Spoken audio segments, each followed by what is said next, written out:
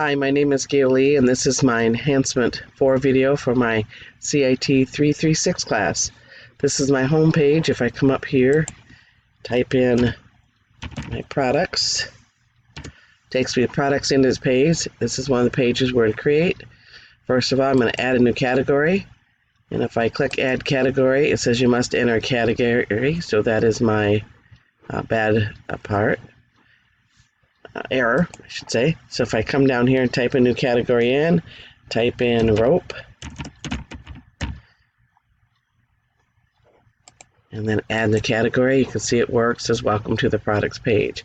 If I go over here to the PHP and go to categories page, it has added the rope down the bottom here.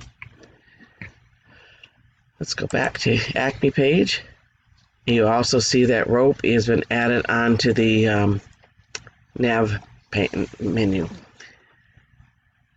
So now I'll go down the products page. If I go to the products page and choose a category, I can choose explosive.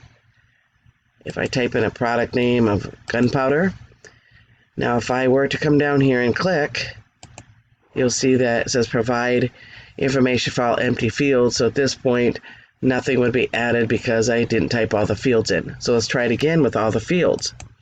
So if I go in here and click the explosive category and type in, choose gunpowder, type in boom for the description, and choose a price, $50, size, 25, weight, 100 pounds, available in stock, we have 4, location, I'll put my location,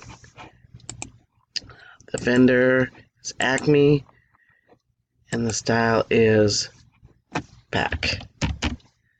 So if I add this product now, it says I successfully added gunpowder to the database. The database up here, I click on inventory, and we can drop down here and see that gunpowder, boom, was all added to the database. Back here. Now let's check out the HTML, validate the HTML. So let's go back. We're going to go back to the beginning here. So here's the first page. Let's check this out. Come over here and click this. Click validate HTML. And we scroll down and see there are no errors listed. So that is validated. Go back, add new category. Let's validate this one. Oops. Validate this one. Click in validate HTML. And we can see this page is all validated. There are no errors. Back again. Let's go back. The products page. We'll validate the product page. And you see that has no errors.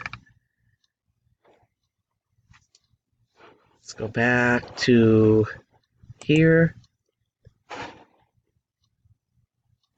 Now let's validate the CSS for this page, which will cover all the pages because I only have one CSS. So I validate CSS.